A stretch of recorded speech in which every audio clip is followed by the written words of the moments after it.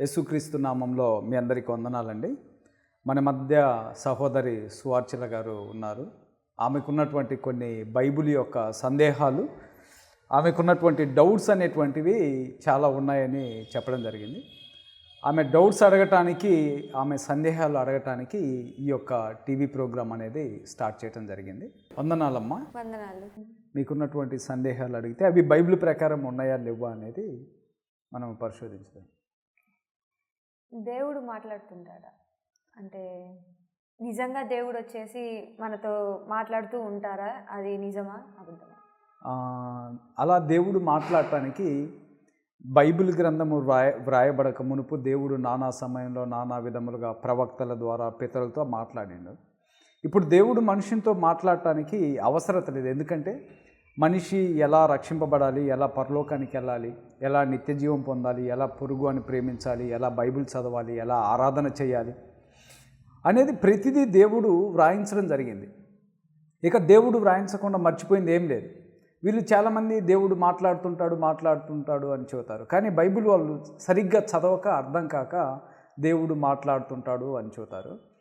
కొన్ని వేల సంవత్సరంలో భవిష్యత్తునే దేవుడు వ్రాయించాడనమాట. ప్రకటన గ్రంథం ఆయన ఎప్పుడు వచ్చేది, రాకడ ఎలా వస్తాడు, వచ్చినప్పుడు ఎలా సంఘము ఎత్తబడుతుంది, ఎత్తబడిన వాళ్ళు ఎలా ఉంటారు, తర్వాత 1000 ఏళ్ల పరిపాలన ఉందా లేదా, ప్రభు తన రాజ్యమును తండ్రికి అప్పగించిన తర్వాత ఆ రాజ్యం ఎలా ఉంటుంది అంటే కొన్ని వేల సంవత్సరంలో భవిష్యత్తునే దేవుడు వ్రాయించిన తర్వాత ఇప్పుడు దేవుడు ఏ మనుషునితోటి మాట్లాడు.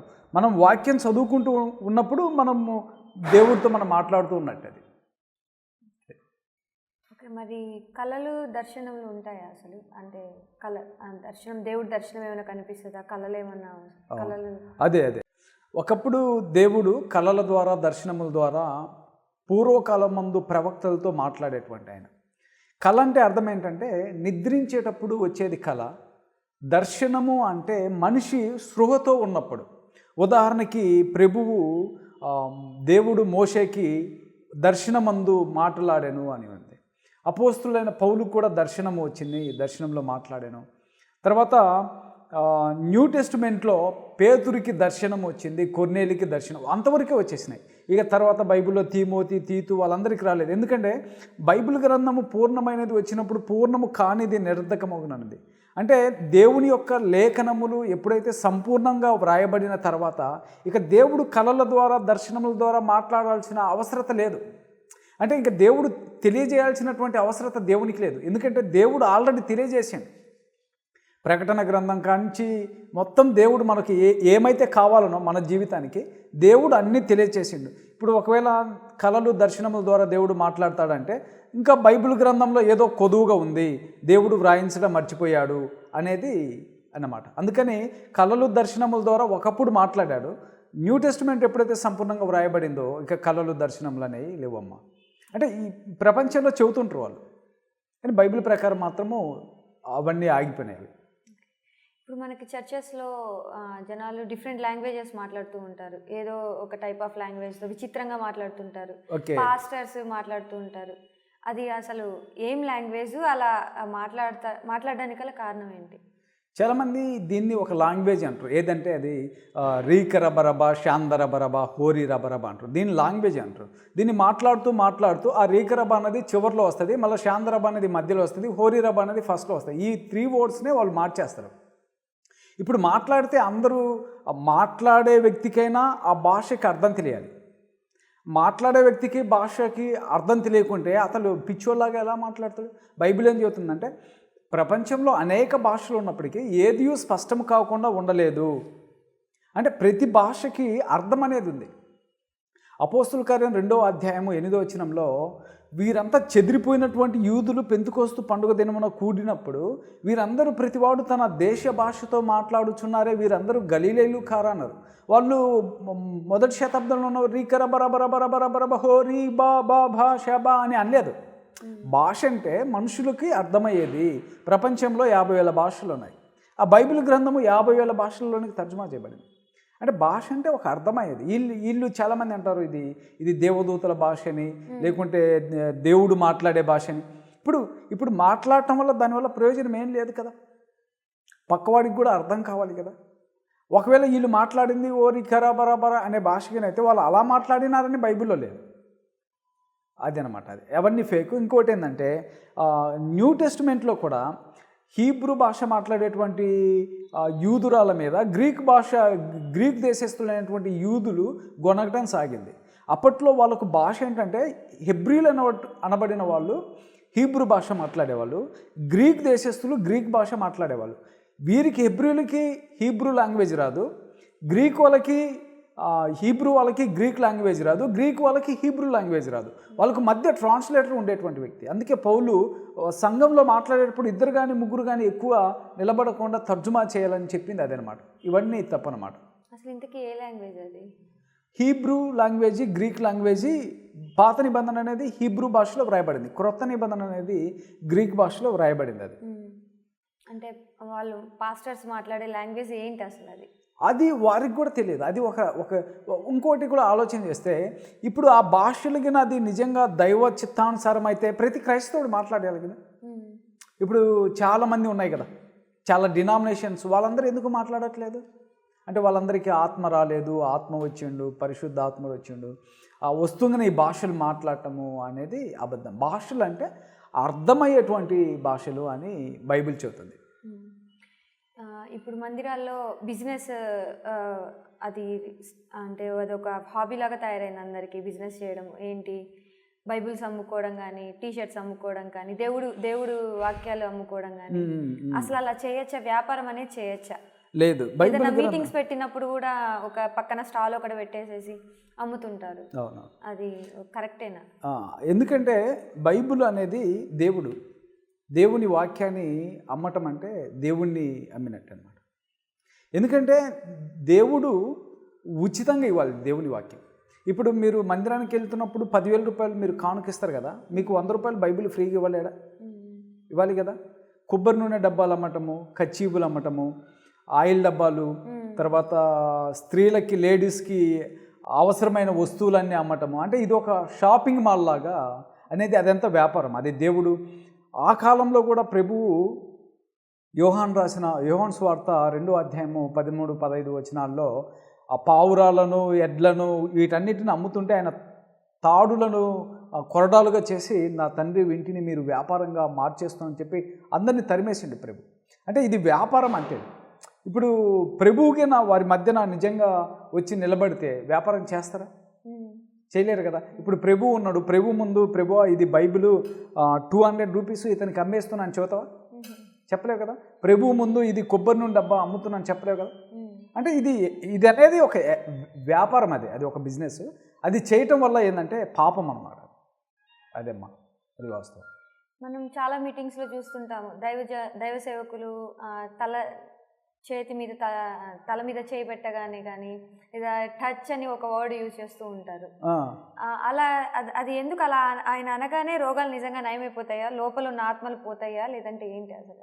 దెయ్యాలు విడగొడతామని అంటారు, దెయ్యాలని మనిషి పడిపోతారు. అసలు ఏంటి అది అసలు? అలా ఆ మాట, ఆ పదంతోనే నిజంగా దెయ్యాలు వదిలిపోతాయా? ఇప్పుడు లేదా వాళ్ళకున్న హెల్త్ ప్రాబ్లమ్స్ ఏమైనా నయమైపోతాయా? అదంతా అబద్ధం అమ్మా. ఇప్పుడు ఆరోగ్యము అనారోగ్యం అనేది ప్రతి మనిషికి వస్తుంది. ఇప్పుడు వాతావరణం మారింది, వర్షం పడింది, అందరికీ కోల్డ్ వస్తుందిగా, జలుబు వస్తుంది, ఫీవర్ వస్తుంది. అనారోగ్యం అనేది ప్రతి మనిషికి వస్తుంది, చిన్నపిల్లలకు కూడా అనారోగ్యము అనేది వస్తుంది. అయితే వీరు చేసేది ఏంటంటే మళ్ళీ ఈ టచ్ని పడగొట్టడము అనేది ఫేక్ అన్నమాట. ఇప్పుడు పాత నిబంధనలో కూడా మోషే చాలామందిని నడిపించాడు. దేవుని ఆత్మ వాళ్ళతో ఉన్నప్పుడు కూడా వాళ్ళు ఎవరిని పడగొట్టలేదు. ఈవెన్ జీసస్ కానీ అపోస్టల్స్ కానీ, ఒకవేళ పరిశుద్ధాత్ముడు వస్తే పడిపోతాడంటే అపోస్తల కార్యం 2వ అధ్యాయంలో పరిశుద్ధాత్ముడు మేడగదిలోంచి వాళ్ళు ఉన్నప్పుడు ప్రార్థన చేసినప్పుడు వచ్చినప్పుడు కూడా ఎవరు పడిపోలేదు. అంటే అసలు ఇది బైబిల్ యొక్క సిద్ధాంతమే కాదు. ఇది మళ్ళీ ఎలా పడిపోతున్నారు అనేది కూడా చాలామంది సందేహాలు అన్నమాట. ఇప్పుడు పడిపోయేటప్పుడు అందరూ పడిపోవాలి కదా. ఇప్పుడు పడిపోయిన టచ్ అన్నప్పుడు ఆ వ్యక్తి ఎలా పడిపోతుండో మొత్తం పడిపోవాలి కదా. అంటే ఒక వ్యక్తే పడిపోవటం అంటే దేవుని యొక్క శక్తి టచ్ అంటే పడిపోయినప్పుడు దేవుని శక్తి అతనిలోనికి వచ్చింది అని వీళ్ళు అన్నప్పుడు ఇతనిలో కూడా దేవుని శక్తి ఉంటుందిగా, మళ్ళీ ఇతను కూడా పడిపోవాలి, అన్నోడు కూడా. మీకు అర్థమైందా? టచ్ అంటూనే పడిపోతాడు. అన్నప్పుడు వీళ్ళలో కూడా ఉంటుంది కాబట్టి వీడు కూడా పడిపోవాలి, ఇద్దరు పడిపోవాలి. అంటే ఇదంతా ఫేక్. అది బైబిల్ ఎప్పుడు కూడా మనిషిని దేవుడు పడిపోయిన వాడిని లేపడానికి వచ్చాడు. అంతే. దేవుడికి మనిషిని పడగొట్టడం వల్ల, పడిపోవటం వల్ల అతనికి వచ్చే ఆదాయం ఏంటి? సరే, ఒకసారి పడిపోయి ఎప్పుడు లైఫ్ అంతా పడిపోతూనే ఉంటారు. ఇక్కడ మీటింగ్ అంటే పడిపోతారు, అక్కడ మీటింగ్ అంటే పడిపోతారు, అక్కడ మీటింగ్ అంటే ఏ మీటింగ్కి వెళ్ళినా కూడా వాళ్ళు పడిపోతుంటారు. అది ఫేక్. అది అంతా బైబిల్లో ఎప్పుడు కూడా లేదు. ప్రభువు పడిపోయిన వారిని లేవనెత్తాడు. అది బైబిల్ యొక్క సిద్ధాంతం. బైబిల్ ఎక్కడ లేదు.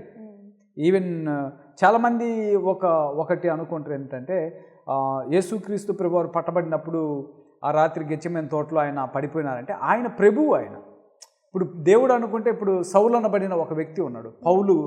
సౌలుగా ఉన్నప్పుడు సంఘాన్ని హింసించేటప్పుడు ప్రభు యొక్క వెలుగును చూసినప్పుడు కింద పడి గుడ్డివాడిగా అయిపోయాడు. ఇప్పుడు బాప్తీసం పొందినప్పుడు దేవుడు మనలో ఉంటాడు. ఇప్పుడు నువ్వు ఎప్పుడైతే పడిపోయినావు అంటే నువ్వు క్రీస్తును అవమానపరిచినట్టు, దేవుడు కూడా పడిపోయినట్టు నీలోంచి. ఇప్పుడు నీలో దేవుడు ఉన్నాడు, బాప్తీసం పొంది రక్షింపబడి ఆరాధనకి వెళ్తున్నావు. నువ్వు పడిపోతున్నావు అంటే అర్థం ఏంటి? అంటే నీలో ఉన్నవాడు గొప్పవాడు కాదా? ఆయనకు శక్తి లేదా? అంటే ఆయన నిన్ను నిలబెట్టలేడా? అంతే కదా. ఇప్పుడు ఈ మనిషి పడిపోతుందంటే అది ఒక రకమైనటువంటి అవమానకరం. అది బైబిల్ గ్రంథంలో అలా ఎప్పుడూ లేదు. అది అలాంటి వెలుగెగిన చూసామట్లయితే ఈవెన్ దేవుణ్ణి మోషే దేవుని యొక్క వెనుక పార్శ్వంను చూసినప్పుడు కూడా మోషే పడిపోలేదు.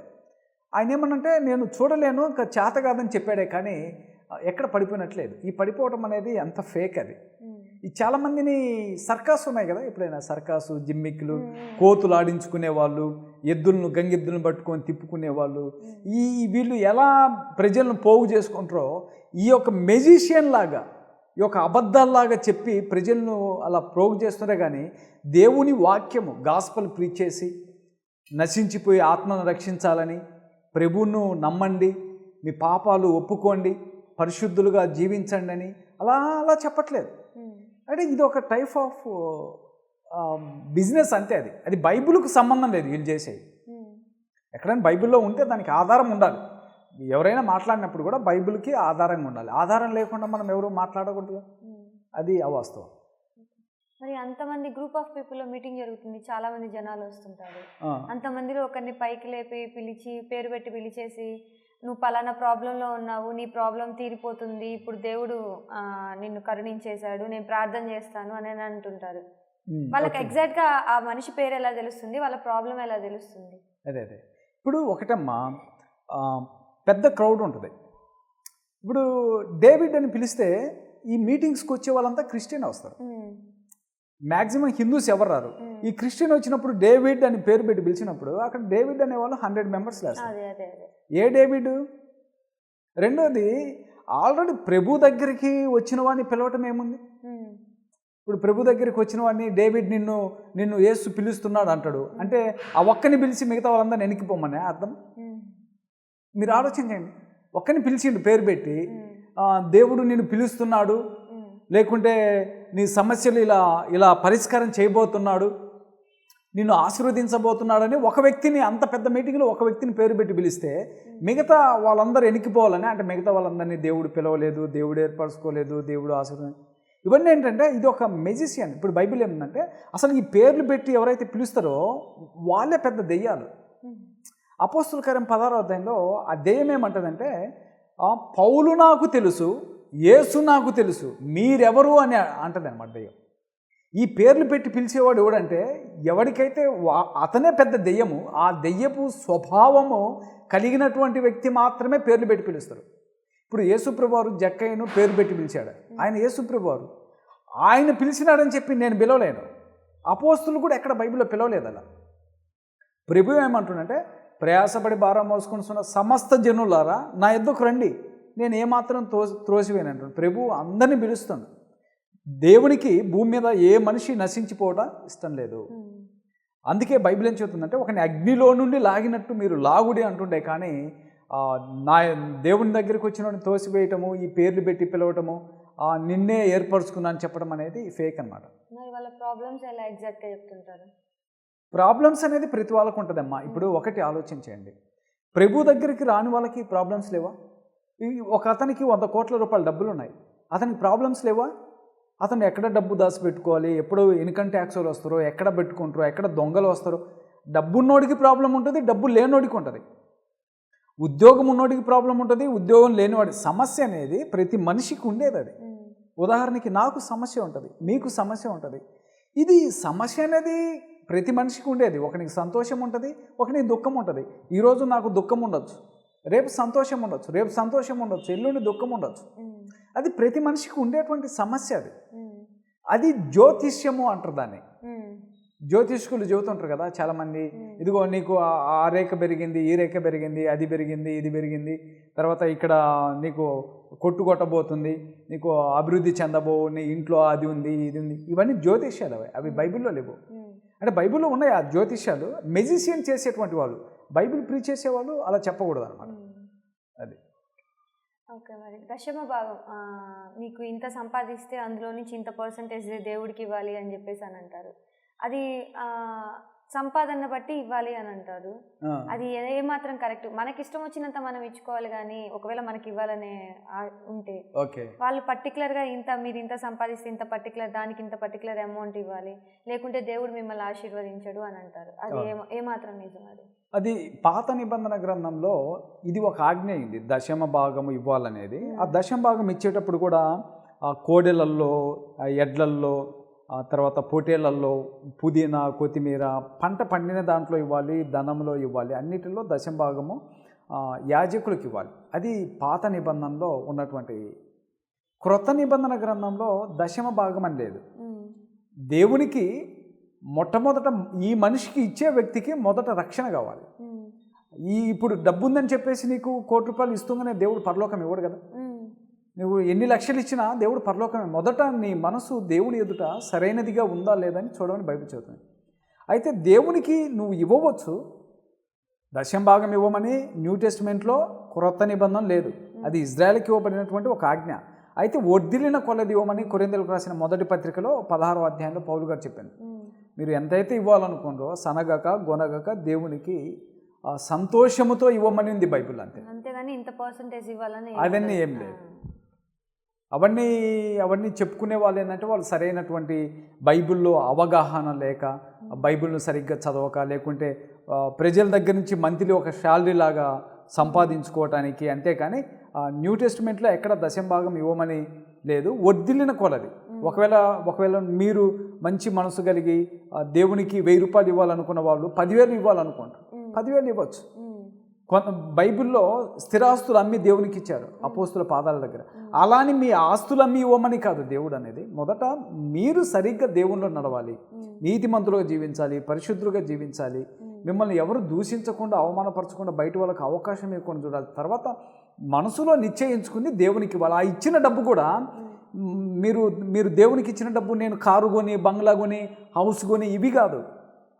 నిజమైన భక్తి పేదలకును, విధవరాళ్ళకును, దిక్కులేని వారికి ఇవ్వటమే ఈ యొక్క కానుకలు. పాత నిబంధన గ్రంథంలో కూడా వాళ్ళు 7 సంవత్సరములకు ఒకసారి భూమికి విశ్రాంతి ఇస్తే ఆ సంవత్సరంలో ఆ బీదలైనటువంటి వారందరికీ ఆ పొలంలో ఉన్నటువంటి పంటలు అవన్నీ వాళ్ళు తినాలి, ఫ్రీగా ఇవ్వాలన్నమాట. అది అందుకని పాత నిబంధనలు కూడా దశమ భాగం ఇచ్చినప్పుడు ఆ లేవీలు అనబడినటువంటి వాళ్ళు అవి దేవుని సేవ పేదలకు అనబడినటువంటి వాళ్ళకు ఉపయోగించడానికి డబ్బులు అనేది ఇవ్వలే. కానీ మీరేదో డబ్బులు ఇస్తున్నారని ఆడి car, Benz car, BMW car కొనుక్కొని, ముఖానికి రంగు పూసుకొని, తలకు విగ్గోటి పెట్టుకొని, బ్లేజరు సూటు కొనుక్కొని ఇలా కులుక్కుంటూ మాట్లాడటానికి కాదు. అవి దేవునికి ఖర్చు పెట్టడానికి. ఎందుకంటే పరిశుద్ధుల యొక్క రక్తం అది. క్రీస్తు ప్రభువారి యొక్క రక్తంలో కడగబడిన పరిశుద్ధులు ఇచ్చేటువంటి డబ్బు అది. క్రీస్తు ప్రభువారి యొక్క రక్తాన్ని త్రాగినట్టు వీళ్ళు ఆ డబ్బు కింద ఖర్చు పెట్టుకుంటారు. అదేమ్మా దశమ భాగం అనేది న్యూ టెస్టిమెంట్లో లేదు. అది నూనె పోసి అభిషేకం చేయొచ్చా? నూనె పోసి అభిషేకం అనేది పాత నిబంధన గ్రంథంలో దేవుడు యాజకులను కానీ, ప్రధాన యాజకులను కానీ, రాజులను కానీ నూనె పోసి అభిషేకించేవారు. న్యూ టెస్టిమెంట్లో లేదనమాట. ఇప్పుడు ఎప్పుడైతే మనం బాప్తీసం పొందుతామో మనం క్రీస్తును ధరించుకున్నాం. ఇక క్రీస్తు నీలో ఉంటే నూనె పోసి అభిషేకం అనేది న్యూ టెస్టిమెంట్లో ఎక్కడ ఒక్క లేఖనం కూడా లేదు. అసలు న్యూ టెస్టిమెంట్లో బైబిల్లో లేదు.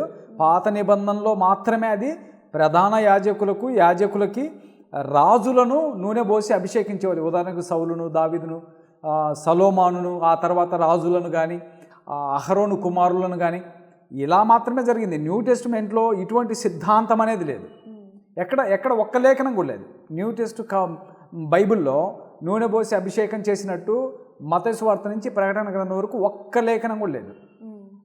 అది వాస్తవం. అది ఇప్పుడు ప్రార్థన చేస్తే అకౌంట్స్లోకి అమౌంట్ పడతాయి, లేదా మీరు కొంచెం చందాలు ఇస్తే మీ అకౌంట్స్లోకి అమౌంట్ పడిపోతాయి అని చెప్తుంటారు. అది నిజమేనా? ఏమాత్రం నిజం? అసలు నిజమేనా అది? ఇప్పుడు ఒకటమ్మా, ప్రార్థన చేస్తే అకౌంట్లోకి డబ్బులు వచ్చే మాట అయితే, ఇప్పుడు దేవుడు కూడా ఇప్పుడు కష్టపడి పని చేయాలని చెప్పింది. పౌలు గారు ఏమంటుండంటే, నేను ఎవరి దగ్గర అక్రమముగా దోచుకొనలేదు, రాత్రింబగులు కష్టపడి ఉన్నాను, నా చేతులు ఎలా కష్టపడి ఉన్నాయో మీరు చూడలేదా? ఆయన కష్టపడిండు, పని చేసిండు, వచ్చిన డబ్బు జీవనోపాధి చేస్తూ సువార్త ప్రకటించిండే కానీ ఈ ప్రార్థన చేస్తే అకౌంట్లోకి డబ్బులు వస్తాయంటే అదంతా ఫేక్. అది ఇప్పుడు ప్రార్థన చేస్తే అకౌంట్లోకి డబ్బులు రావడం ఇదేమైనా మెజిషియనా, లేకుంటే దేవుడు అక్రమంగా సంపాదించమని బైబిల్లో లేదు. కష్టపడాలి. అందుకే యేసుప్రభువు వారు భూమి మీద ఉన్నప్పుడు మనిషి జీవితంలో కష్టపడడానికి ఒక మార్గదర్శిగా 30 సంవత్సరంలో ఆయన పని చేశాడు. వడ్రంగి పని, చెక్క పని, శిల్పకారుడు ఆయన. మళ్ళీ ఏమి యేసుప్రభువు వారు ఆయన పని చేయాల్సిన అవసరత ఏంటి? అందరూ పని చేసిండు. అపోస్తులు కూడా చేపలు పట్టిండు, పౌలు డేరాలు కుట్టిండు. ఆ తర్వాత సంఘం అభివృద్ధి కొంది ఇలా చేసిండే కానీ అకౌంట్లోకి డబ్బులు వస్తాయనేది ఎంత అబద్ధం. పాపం వీళ్ళకి, అమాయక ప్రజలకు తెలియక వీళ్ళు ఏదో వస్తాయని భ్రమలో వెళ్ళిపోతారు. ఇప్పుడు ఉదాహరణకి ప్రజలు ఎలా మోసం చేసేవాడు ఉన్నంతకాలము మోసపోయేవాడు ఖచ్చితంగా ఉంటాడు.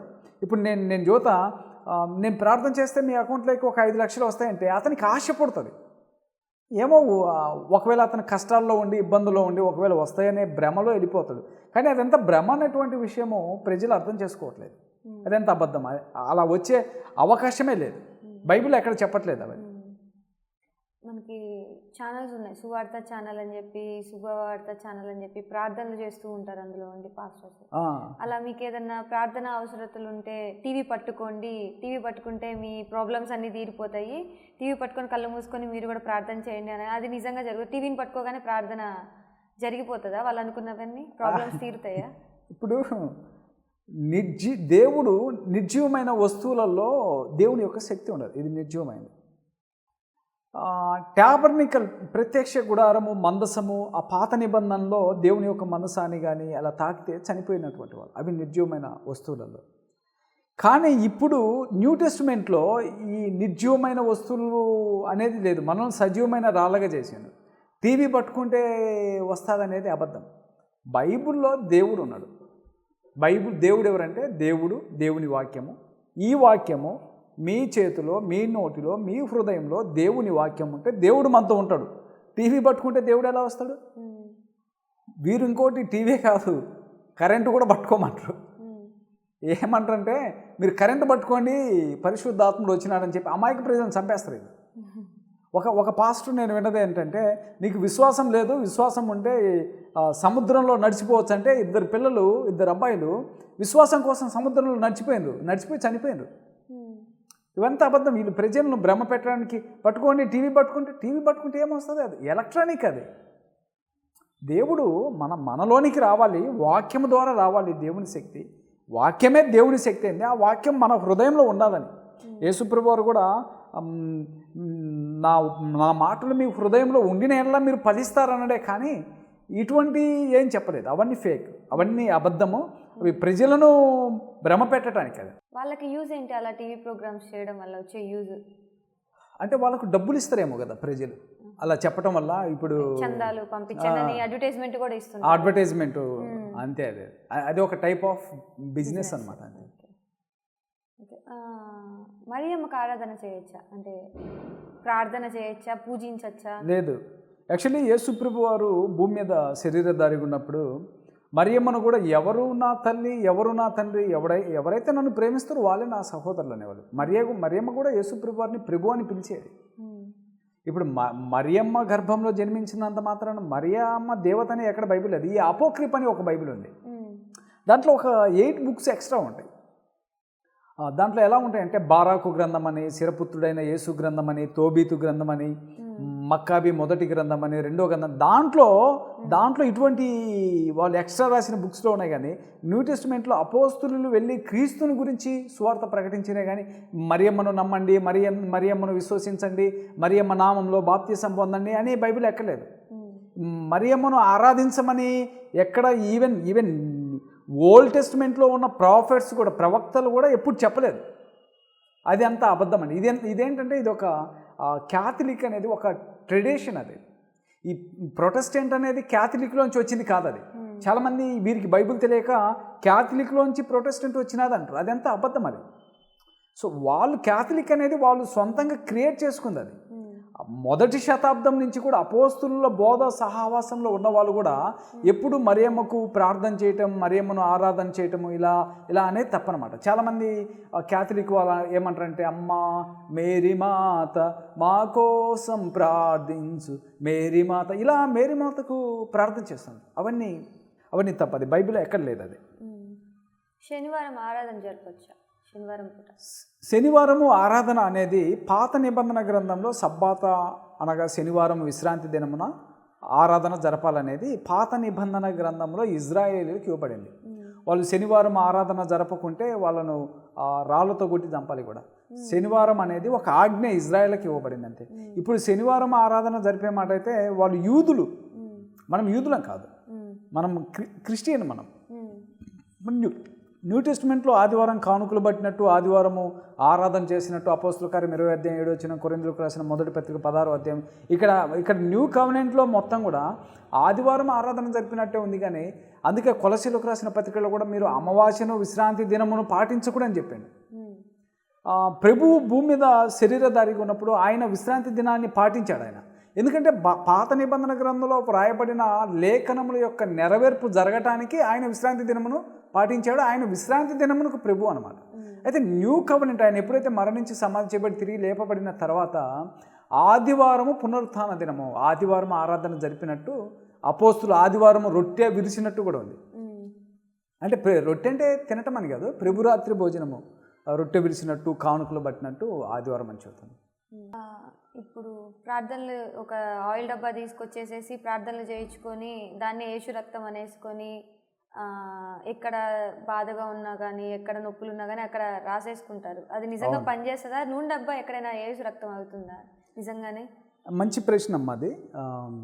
బైబిల్లో యోహాను రాసిన మొదటి పత్రిక 1వ అధ్యాయము 7వ వచనం, ప్రకటన గ్రంథం 1:5, రోమిలకు రాసిన పత్రిక 5:9, ఇలా బైబిల్ గ్రంథంలో కొరింథీయులకు రాసిన మొదటి పత్రిక 11వ అధ్యాయము 17వ వచనం కానించి కానీ ఇలా బైబిల్లో ఎక్కడ ఈ కొబ్బరి నూనె యేసు రక్తం అని ఎక్కడ బైబిల్లో లేదు.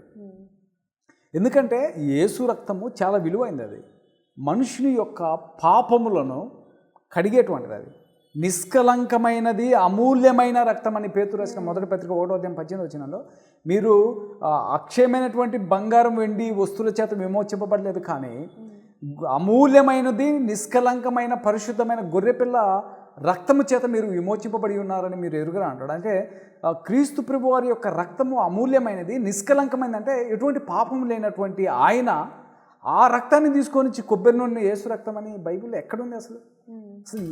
నాకు అర్థం కావట్లేదు. వీళ్ళు బైబిల్ చదువుతుందా లేదా, వీళ్ళకాడ బైబిల్స్ ఉన్నాయా లేవా? కొబ్బరి నూనె యేసు రక్తం అని పిలుస్తున్నారంటే వారు అసలు బైబిల్ చదవనట్టు. అది అమాయక ప్రజలు. ఇప్పుడు కాదమ్మా, కొంతమంది వచ్చి చెబుతారు కదా ఈ కొబ్బరి నూనె అండి యేసు రక్తం అని. వీరు ఎంత అమాయకులు, వీరు బైబిల్ చదవరా? వాళ్ళ పిల్లల భవిష్యత్తు కూడా చెడిపోతుంది కదా. ఇప్పుడు తల్లిదండ్రులే కొబ్బరి నూనెపై యేసు రక్తం అని కొన్నప్పుడు అమాయకంగా పిల్లలు కూడా దాన్ని కూడా బ్లైండ్గా ఇది యేసు రక్తం అని వాళ్ళు కూడా ఆలోచన చేస్తున్నారు. కానీ ఆ తల్లిదండ్రులు ఇది కొబ్బరి నూనెపై యేసు రక్తం కాదు, అది నూనె డబ్బా, అది యేసు రక్తం అనేది పాపములను కడిగేది, అది నీతిమంతునిగా చేర్చేది మనిషినని ఎందుకు ఆలోచన చేయట్లేదంటే వారు బైబిల్ చదవట్లేదు. ఈ కాలంలో, ఈ జనరేషన్లో వీరికి బైబిల్ చదివే టైం లేదు. అందరి దగ్గర స్మార్ట్ ఫోన్లు ఉన్నాయి, వాట్సాప్, ఫేస్బుక్, ఇవి యూజ్ చేసుకుంటూ మూవీస్ చూసుకుంటూ ఏదో లోకంలో ఏమంటారు టైంపాస్ కోసం చూడటము, సండే ఒక్కరోజు ఆ గంట బైబిల్ తీయటము, అంటే వాళ్ళకి ఏముందో కూడా తెలియనటువంటి ప్రజలు వారిని వీరు మోసం చేస్తున్నారు. ఎక్కడ కొబ్బరి నూనె డబ్బా యేసు రక్తం అని ఈ బైబిల్లో మాత్రం లేదు. అది అంత ఫేక్, అది ఒక్క లేఖనం కూడా లేదు. మరి ఇప్పుడు లేదు అని అంటున్నారు, అంటే ఇప్పుడు ఈ జనరేషన్ వాళ్ళకి తెలియదు అని అంటున్నారు. ఈ జనరేషన్కి ముందు జనరేషన్ వాళ్ళు కూడా ఆ కొబ్బరి నూనె డబ్బానే పట్టుకొని యేసు రక్తం అనుకున్నారు కదా. ఈ ఫోన్స్ గీన్స్ రాకముందు అంతకుముందు కూడా వాళ్ళు అదే అని అనుకున్నారు. అవునమ్మా, ఇది ఈ అబద్ధ బోధ, అసత్య బోధ అనేది ఈరోజు స్టార్ట్ అయింది కదా. అది యేసు ప్రభు వారు ఉన్నప్పుడు కూడా భూమి మీద అబద్ధ బోధకులు ఉన్నారు. అపోస్తులు ఉన్నప్పుడు కూడా పేతురు ఏమంటాడంటే మీలోనే అబద్ధ బోధకులు ఉన్నారు అన్నాడు. అందుకే ఆ శతాబ్దంలో 2000 సంవత్సరముల క్రితమే అపోస్తులు చెప్పారు, ఇదిగో అబద్ధ బోధకులు వస్తున్నారు, వచ్చారు, మీ మధ్య ఉన్నారు, మిమ్మల్ని ఎవడు మోసం చేశాడని పౌలు చెబుతుండు. మేము ప్రకటించిన సువార్త కాక మరి ఒక సువార్త, అది మేమైన పరలోకం నుంచి వచ్చిన ఒక దూతైన ప్రకటించిన శాపగ్రస్తులు అని పౌలు ఆ రోజే గలతీలకు రాసిన పత్రికలో హెచ్చరించిండు. 3వ అధ్యాయంలో హెచ్చరించిండు, 1వ అధ్యాయంలో తీమోతికి రాసినటువంటి 2 పత్రికల్లో కూడా బోధ విషయం చెప్పిండు. గలతీలకు రాసిన పత్రికలో ధర్మశాస్త్రం గురించి ఉన్న వ్యత్యాసం చెప్పిండు. ఎబ్రిలకు రాసినటువంటి పత్రికలో ఎబ్రిలో ఉన్నటువంటి క్రైస్తవులు పడిపోయి వాళ్ళు దేవదూత ఆరాధన స్టార్ట్ చేసిండ్రు. వాళ్ళకు మొదటి శతాబ్దంలోనే అలజడ రేగింది. ఇది ఈరోజు కొత్త ఏం కాదు, కానీ అది కంటిన్యూ అవుతూ ఉంది. కానీ ప్రజలలో మార్పు రావట్లేదు, సత్యాన్ని తెలుసుకోవట్లేదు. ఎవరైనా సత్యం చెబితే అతన్ని అవమానపరచడం, పిచ్చోడంటాం, ఫిల్తీ లాంగ్వేజ్ యూజ్ చేయటం, ఇలా అనేది జరుగుతుందమ్మా. చాలామంది జెరూసలేం చూసి వస్తుంటారు, అది ఒక పుణ్యక్షేత్రం లాగా చూసి వస్తుంటారు. అది అలా వెళ్ళి చూడడం వల్ల ఉపయోగం ఏముందా, లేదంటే ఏం లేదు దానివల్ల? ఇప్పుడు జెరూసలేము వెళ్ళి చూసి వస్తే యేసుప్రభు వారు అక్కడ లేడు కదా. అప్పట్లో యేసుప్రభు వారు మరణించి సమాధి చేయబడి తిరిగి లేపబడిన తర్వాత మరియా వాళ్ళు వెళ్ళి సమాధిలో ఎతుకుతుంటే దేవదూతలు, మీరు ఎందుకు సమాధి ఎతుకుతున్నారు, ఆయన చెప్పినట్టుగా ముందుగానే లేచి గలిలేలోనికి వెళ్ళాడని చెప్పాడు. ఇప్పుడు దాని వలన వెళ్ళి చూసి వచ్చి ఆ జెరూసలేమును చూసి వచ్చి దేవుని నమ్మటం కాదు, దేవుని నమ్మటానికి దేవుని వాక్యము సత్యము, సువార్తను వినాలి, విశ్వసించాలి, ఆయన లోకరక్షకుడు అని నమ్మాలి, మన పాపముల కొరకు మరణించాడని వాక్యాన్ని చూసి నమ్మాలి, కానీ జెరూసలేమును చూసి నమ్మటం కాదు అది. ఇప్పుడు జెరూసలేమును దేవుడు సృష్టిస్తే యావత్తు సృష్టి మొత్తం కూడా దేవుడి మూలంగా సృష్టించబడింది అంతే. అది వీరికి తెలియక పాపం అమాయక ప్రజలు, మీరు వెళ్ళండి జెరూసలేం వెళ్ళండి, జెరూసలేములో సమాధి చూడండి, యోర్దాన్ నది, ఇవన్నీ వాస్తవం. ఇది మళ్ళీ దీనికి టూరిజం ప్యాక్స్, తక్కువ, ఇది ఒక బిజినెస్ కోసం. అది ఇప్పుడు పాపం వీళ్ళు కష్టపడతారమ్మా, 1,00,000 2 లక్షల రూపాయలు కూడబెట్టుకొని, వాళ్ళకు ఒక ఆశ, ఇది వెళ్ళి చూసి రావాలనేది మంచిదే. యావత్తు ఒక జెరూసలేమే కాదు, ప్రపంచం అంతా కూడా దేవుని మూలముగా సృష్టించబడింది. ప్రపంచం అంతా కూడా తిరిగి సువార్త ప్రకటించమని బైబిల్ చెబుతుంది. ఒక జెరూసలేం అనేది కాదు, కానీ జెరూసలేంలోనే వెళ్ళి దేవుణ్ణి సమాధి చూసి అక్కడ చూసి ఆ గోడలు చూసి మారతారు అనేది అదంత అబద్ధం. ఎందుకంటే జెరూసలేం అనేది పాత నిబంధనలో ఏది దావీదు కాలం కానించి ఆ జెరూసలేం అనేది ఇజ్రాయెల్ నివసించిన ప్లేస్ కాబట్టి, అది వాగ్దానం చేయబడినటువంటి ల్యాండ్ కాబట్టి దానికి ఒక చరిత్ర ఉంది. అంతేగాని అక్కడికి వెళ్తే పుణ్యక్షేత్రము, అక్కడికి వెళ్తే పాపాలు క్షమించబడతాయి, అక్కడికి వెళ్తే పరిశుద్ధులవుతారు, యోర్దాన్ నదిలోనే మునిగితే పాపాలు క్షమించబడతాయి, యోర్దాన్ నదిలో యేసుప్రభు వారు బాప్తిసం పొందినప్పుడు వీళ్ళు అక్కడికి పొందటము, అవన్నీ అబద్ధం. యావత్తు సృష్టి, అన్ని సముద్రములను నదులను అన్ని సృష్టిని తయారు చేసిన దేవుడు ఆయన. అన్ని చోట్ల దేవుడు ఉన్నాడు అంతే. అందుకే బైబిల్ కూడా సూర్యుడు ఉదయించినది మొదలుకొని అస్తమించే వరకు అన్ని చోట్ల దేవుడు ఉన్నాడని చెబుతుంది. అదేమ్మా. ఇప్పుడు మందిరాల్లో కొన్ని మందిరాల్లో ఏం చేస్తారంటే, మీరు మా మందిరంలోనే కంటిన్యూ అవ్వండి, ఇంకొక మందిరంలోకి వెళ్ళకూడదు అని అంటారు. మా దగ్గర బాప్టిజం తీసుకున్నారు కాబట్టి మా దగ్గరికే వచ్చేసేయండి, వేరే మందిరాలకి వెళ్ళొద్దు, వేరే చర్చిలకి వెళ్ళొద్దు అని అంటారు. అలా ఎందుకు అలా చెప్పుకోవడం? మనకి ఇప్పుడు టెంపుల్స్లో అలా ఉండదు, ఏ టెంపుల్కైనా వెళ్ళిపోతారు. మరి ఇక్కడ చర్చెస్ దగ్గరికి వచ్చేసరికి ఎందుకు అలా అంటారు? ఎందుకంటే దాంట్లో ఇప్పుడు వీరు పరిశోధించాలి ఏది సత్యము ఏది అసత్యం. ఇప్పుడు గుడ్డివాడు ఉన్నాడు, గుడ్డివాడు ఎనికీతి గుడ్డివాళ్ళంతా వెళ్తే అందరు గుంతలో పడిపోతారు కదా. ఇప్పుడు బైబిల్లో ఏది సత్యము ఏది అసత్యము ఏది నిజము, బైబిల్లో ఏ సంఘం ఉంది, సంఘాన్ని ఎవరు కట్టారు, సంఘం ఎప్పుడు కట్టబడింది, సంఘాన్ని ఏమైనా అపోస్తులు బైబిల్ ఎక్కడైనా కట్టినట్టుందా? బైబిల్లో అపోస్తులు ఎప్పుడు సంఘాన్ని కట్టినట్లేదు.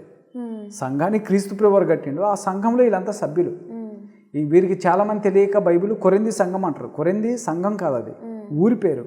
కొరింథీలో ఉన్న సంఘము, గలతీలో ఉన్న సంఘము, ఎఫెసీలో ఉన్న సంఘము, ఇలా ఆ ఊరి పేరు. తెస్సలోనికలో ఉన్న సంఘము, ఇవన్నీ అనేది బైబిల్లో పరిశోధించాలి, సత్యాన్ని తెలుసుకోవాలి. ప్రజలు చాలా అమాయకంగా ఇంకా ఈ జనరేషన్లో కూడా చాలా అమాయకంగా ఉన్నారు. అది వారి కోసం ప్రార్థన చేయటం, ఇవన్నీ మీరు అడిగిన ఏ ప్రశ్నలు అయితే అడిగిందో ఇవి జరుగుతున్నాయి, ఇంకా జరుగుతున్నాయి. చాలా ప్రపంచంలో నవ్వుతూ ఉంటారు, పరిశుద్ధాత్ముడు వచ్చిందని చెప్పేసి కింద పడిపోతూ ఉంటారు, దొర్లాడుతుంటూ ఉంటారు, ఎగుడుతూ ఉంటారు, డ్యాన్స్ చేస్తూ ఉంటారు. ప్రవచిస్తున్నా నీకు కారు వస్తుంది అంటారు, ప్రవచిస్తున్నా నీకు ఫ్లైట్ వస్తుంది అంటాడు, ప్రవచిస్తున్నా నీకు జరగబోయే చోత అంటాడు, నీ ఫోన్ నెంబర్ అంటాడు. ఇవన్నీ కూడా ఎస్ట్రాలజీ, ఇవన్నీ మెజిషియన్ అంటారు. అవన్నీ మనుషులకు రక్షణకరమైనటువంటివి కాదు, క్రీస్తు మార్గమునకు సంభవించినటువంటివి కాదు. క్రీస్తు మార్గంలో లేనటువంటి వాళ్ళు చేసేటువంటి పనులు అవన్నీ, మార్గంలో ఉన్నటువంటి వారు చేసేటువంటి వారు కాదు. మంచిదమ్మా, మీ యొక్క సందేహాలకి మళ్ళీ దేవుడు మంచి అవకాశం ఇచ్చిండు. మళ్ళీ చాలామంది సత్యం తెలుసుకోవాలి, సత్యవాక్యం తెలుసుకోవాలి. మీకున్నటువంటి ఈ సందేహాలను అడగటం అనేది ఐఎమ్ రియల్లీ థ్యాంక్ గాడ్. దేవుడు మిమ్మల్ని మీ కుటుంబాలను దీవించును గాక. నాకు తెలియని విషయాలన్నీ అన్నీ తెలియపరిచారన్న, చాలా థ్యాంక్స్ అన్న మీకు. థ్యాంక్ యూ సో మచ్ అమ్మా, పర్వాలేదు. God bless you.